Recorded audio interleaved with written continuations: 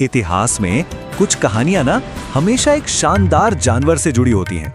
आज हम एक ऐसी ही महाराजा की कहानी में उतरेंगे जिनका नाम एक सफेद बाघ से हमेशा हमेशा के लिए जुड़ गया। और ये थे रीवा के महाराजा मार्तंड सिंह। लेकिन उनकी कहानी शुरू करने से पहले एक सवाल। कभी सोचा है कि दुनिया भर के जूज में या सेंचुरीज में जो भी सफेद बाघ आज हमें दिखते हैं वो सब आखिर आए कहां से? मतलब उनका वंश शुरू कहां से हुआ? इसका जवाब सच में काफी हैरान करने वाला है। यकीन मानिए, इन सब का मतलब हर एक सफेद बाघ का वंश सिर्फ एक बाघ से शुरू होता है जिसका नाम था मोहन, और उसे दुनिया के सामने लाने वाला भी सिर्फ एक ही इंसान था, महाराजा मार्तंड सिंह। तो चलिए सबसे पहले बात करते हैं महाराजा के इसी सबसे मशहूर तोहफे की, एक ऐसी विरासत जो आज भी जिंदा है। बात है साल 1951 की। महाराजा मार्तंड सिंह को एक सफेद बाघ का शावक मिला। उन्होंने उसे पकड़ा और उसका नाम रखा मोहन। और जानते हैं, यही मोहन आज दुनिया में जितने भी सफेद बाघ हैं उन सबका पूर्वज बना। सोचिए क्या जबरदस्त तोहफा था ये दुनिया के लिए। अब देखिए, मोहन की कहानी तो जाहिर है उस इंसान से शुरू होती है जिसने उसे दुनिया से मिलवाया। तो सवाल ये है कि आखिर कौन थे महाराजा मार्तंड सिंह? चलिए जरा पीछे चलते हैं और उनके शुरुआती जीवन से ही शुरुआत करते हैं।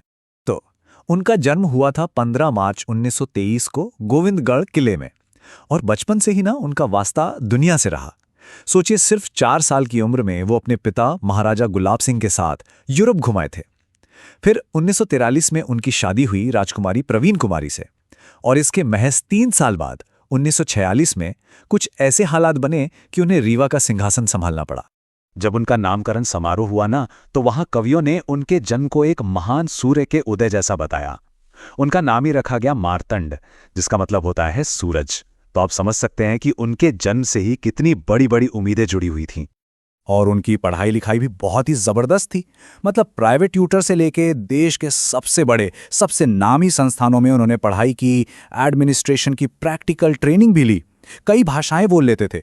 पर एक बात बड़ी दिलचस्प थी, जब भी वो अपने लोगों से मिलते थे ना, तो हमेशा उनकी अपनी बोली ठेठ बघेली में ही बात करते थे। इससे पता चलता है कि अपनी जड़ों से वो कितना गहरा जुड़े हुए थे।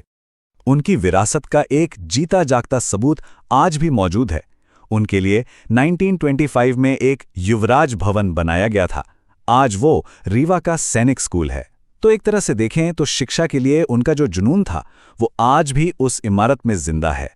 अच्छा, तो जब मार्तंड सिंह ने गद्दी संभाली, वो भारत के लिए आप जानते हैं बहुत ही उथल-पुथल वाला दौर था।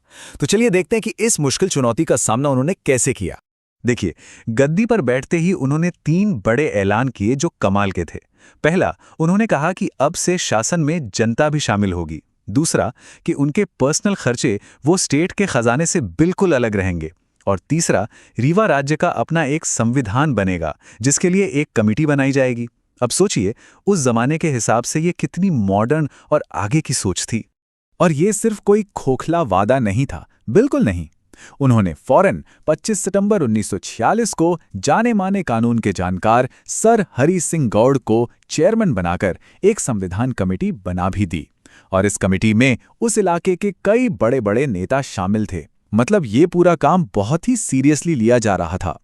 अब भारत आजाद हो रहा था, और इसके साथ ही जितनी भी रियासतें थीं उनका भविष्य तेजी से बदल रहा था। इस नए पॉलिटिकल सीन में महाराजा मार्तंड सिंह ने एक बहुत ही अहम रोल निभाया। तो हुआ ये कि 4 अप्रैल 1948 को 35 रियासतों को एक साथ मिलाया गया और एक नया राज्य बनाया गया, विंध्या प्रदेश। और इस नए राज्य का पहला राज प्रमुख, मतलब एक तरह से संवैधानिक हेड, किसे बनाया गया? महाराजा मार्तंड सिंह को। इससे पता चलता है कि वो एक राजा के रोल से निकलकर नए सिस्टम में कितनी आसानी से ढल गए थे। खैर, ये सिस्टम कुछ साल तक तो चला, और फिर आया 1 नवंबर 1956, जब स्टेट्स रीऑर्गेनाइजेशन कमीशन की सिफारिश पर विंध्य प्रदेश को मध्य प्रदेश में मिला दिया गया। और बस यहीं से इस पूरे इलाके का वो नक्शा बना जो हम आज देखते हैं। तो इस तरह से उनकी पॉलिटिकल यात्रा तो एक तरह से खत्म हुई, लेकिन उनकी एक और विरासत की कहानी अभी बाकी थी। तो चलिए घूमकर वापस उनके असली पैशन पर आते हैं, वाइल्ड लाइफ और एनवायरनमेंट। उनकी लेगेसी ना बहुत बड़ी और कई हिस्सों में बटी हुई है। एक तरफ उन्होंने दुनिया को सफेद बाघ का तोहफा दिया, लेकिन साथ ही वो बाघों के शिकार को रोकने के लिए भी लड़े। बल्कि 1967-68 में वही थे जिन्होंने सरकार से बांधवगढ़ को नेशनल पार्क बनाने की अपील की थी। लोग उन्हें आज भी एक ऐसे लीडर के तौर पर याद करते हैं जो बहुत विनम्र थे, जिनमें जरा भी अहंकार नहीं था और जो जिंदगी भर पर्यावरण के लिए जीते रहे। मार्तंड सिंह की कहानी आखिर में हमें एक बहुत ही दिलचस्प सवाल के साथ छोड़ जाती है। जब किसी शासक का राजपाट, उसका राज्य नक्शे से ही मिट जाए तो वो अपने पीछे क्या विरासत छोड़ता है? मार्तंड सिंह के मामले में देखें तो जवाब है एक सफेद बाघ जो पूरी दुनिया में फैला, एक नेशनल पार्क जो आज भी खड़ा है और एक मॉडर्न सोच वाले शासन की यादगार मिसाल।